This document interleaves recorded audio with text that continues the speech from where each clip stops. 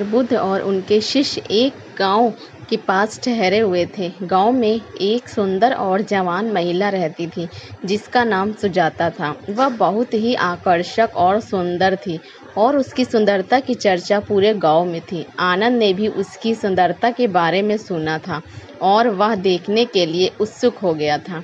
एक दिन आनंद ने सुजाता को गांव के तालाब पर पानी भरते हुए देखा। उसकी सुंदरता देखकर आनंद के मन में काम वासना जाग उठी। वह उसे बार बार देखने लगा और उसकी सोच में डूब गया। वह अपने ध्यान और साधना को भूलकर सुजाता की ओर आकर्षित हो गया। जब आनंद मठ में लौटा तो उसकी आंखों में एक अजीब सी चमक थी। उसने ध्यान लगाया लेकिन उसका मन सुजाता की यादों में उलझा रहा। वह उस पल को बार बार सोचता जब उसने सुजाता को देखा था।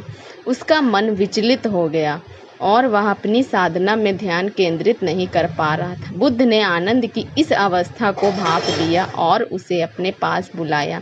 बुद्ध ने उससे पूछा, आनंद, तुम्हारे मन की स्थिति कैसी है? क्या तुम अपनी साधना में ध्यान केंद्रित कर पा रहे हो? आनंद ने सिर झुका लिया और सच्चाई बताई। भगवान, मेरा मन विचलित हो गया है। मैंने गांव की एक सुंदर महिला को देखा और उसके बाद से मेरा ध्यान भटक गया। मैं अपनी साधना में लग पा रहा हूँ। बुद्ध ने मुस्कुराते हुए कहा, आनंद, ये स्वाभाविक है, लेकिन सच्चे साधन को इन भटकावे से ऊपर उठाना होता है। जो तुम केवल एक मायावती रूप या सुंदरता अस्थायी है, क्षणिक है। ये शरीर या आकर्षक सब एक दिन समाप्त हो जाएगा। आनंद ने बुद्ध की बातों को ध्यान न दे, लेकिन उसका मन अभी भी सुजाता के आकर्षण से मुक्त नहीं हो पाया था। बुद्ध ने उसे समझाते हुए कहा, आनंद, जीवन एक नदी की तरह है जिसमें कई तरह के प्रवाह होते हैं। कभी कभी यह नदी शांत होती है और कभी कभी उफान होता है, लेकिन एक सच्चा साधक वही है जो इस नदी के प्रवाह को पार कर जाता है बिना उसमें बहने के। न उसे एक और कहानी सुनाई। बहुत समय पहले एक युवक था जो एक अद्वितीय फूल की तलाश में निकला था। वह जंगलों में भटकता रहा, पहाड़ों की चोटी पर चढ़ता रहा, लेकिन वह फूल उसे नहीं मिला। एक दिन उसने एक सुंदर फूल देखा जो बहुत ही दुर्लभ था। वह फूल इतना सुंदर था कि युवक ने सोचा कि यही वह फूल है जिसकी वह तलाश कर रहा था। लेकिन जैसे ही उसने उस फूल को तोड़ने की कोशिश की, फूल मुरझा गया। युवक को समझ में आ गया कि वह जिस चीज की तलाश कर रहा था वह केवल एक माया थी। सच्ची सुंदरता तो उस फूल की जड़ में थी जो जमीन के भीतर थी और अदृश्य थी। बुद्ध के इस कहानी ने आनंद को गहराई से प्रभावित किया। उसने सोचा, अगर मैं इस माया के जाल में फंसा रहूंगा तो मैं भी उस युवक की तरह असली सुंदरता को नहीं समझ पाऊंगा। मुझे अपनी साधना में गहराई से उतरना होगा और सच्चे मार्ग पर चलना होगा। आनंद ने अपने मन को एकाग्र किया और अपना ध्यान में लौट आया। उसने सुजाता के आकर्षण को मन से निकाल दिया और अपनी साधना को पूर्ण दृढ़ता से करने लगा। उसने समझा कि यह जीवन एक परीक्षा है जिसमें हमें माया और भटकाव से ऊपर उठकर सच्चे मार्ग पर चलना होता है। इस कहानी से हमें यह सीख मिलती है कि काम, वासना और इच्छाएं जीवन का हिस्सा है, लेकिन सच्ची साधना वही है जो हमें इनसे ऊपर उठने में मदद करती है। गौतम बुद्ध की शिक्षा से हमें यह समझना चाहिए कि हमें अपनी आत्मा की शांति के लिए इन क्षणिक सुखों से दूर रहना चाहिए और सच्चे मार्ग पर अड़िग रहना चाहिए। दूसरी कहानी, एक दिन बुद्ध के सभी शिष्य नदी किनारे जाने की योजना बना रहे थे जहां वे अपने दैनिक कार्यों के लिए पानी भरते थे। ये शिष्य भी उनके साथ गया।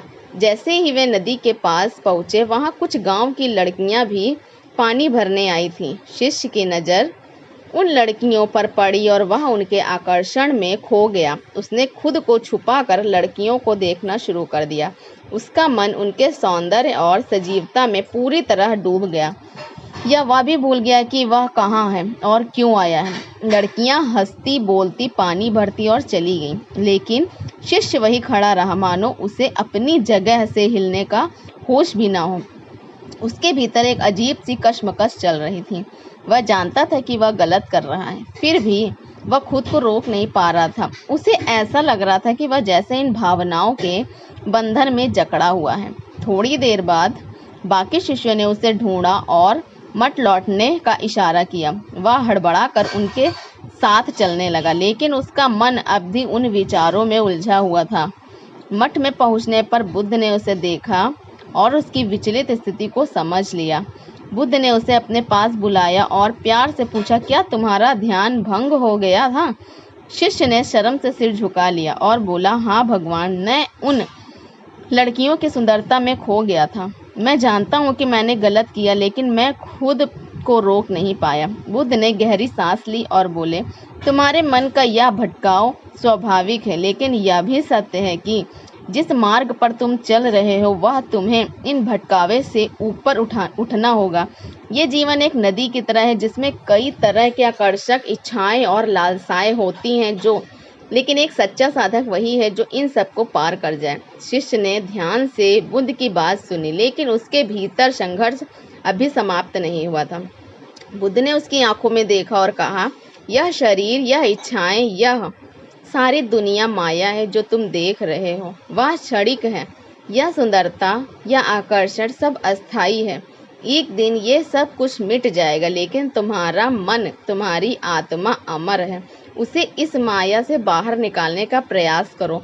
बुद्ध ने ये कहानी सुनाई। बहुत समय पहले एक राजकुमार था जो बहुत ही सुंदर और शक्तिशाली था। उसके पास धन धान्य की कोई कमी नहीं थी। एक दिन उसने एक सुंदर राजकुमारी को देखा और उससे विवाह की इच्छा प्रकट की। लेकिन राजकुमारी ने कहा, अगर तुम मुझसे विवाह करना चाहते हो तो पहले मुझे यह बताओ कि इस शरीर की सुंदरता क्या है। राजकुमार ने कहा, तुम्हारी आंखें, तुम्हारे बाल, तुम्हारा चेहरा, सब कुछ सुंदर है। राजकुमारी ने उत्तर दिया, यह सुंदरता केवल हड्डियों, मांस और रक्त से बनी है। यह सब कुछ एक दिन खत्म हो जाएगा। अगर तुम मुझे केवल मेरे शरीर के कारण प्यार करते हो तो यह प्रेम नहीं है। सच्चा प्रेम तो आत्मा का होता है जो शरीर के परे है। राजकुमार ने सोचा और वह समझ गया कि जो वह देख रहा था वह केवल बाहरी था। उसने अपनी दृष्टि को बदला और राजकुमारी से सच्चे प्रेम का अर्थ समझा। बुद्ध की इस कहानी ने शिष्य के मन को गहराई से प्रभावित किया। उसने सोचा, अगर मैं भी इस माया में फंसा रहूंगा तो मैं भी उस राजकुमार की तरह भटक जाऊंगा। मुझे अपनी साधना में गहराई से उतरना होगा और अपनी आत्मा को इस माया से मुक्त करना होगा। उस दिन के बाद शिष्य ने अपना ध्यान और साधना को और गहन बना दिया। जब भी उसका मन भटकता वह बुद्ध की शिक्षा को याद करता और खुद को संभालना। धीरे धीरे वह अपने अंदर की काम वासना से मुक्त हो गया और आत्मा की शांति में लीन हो गया।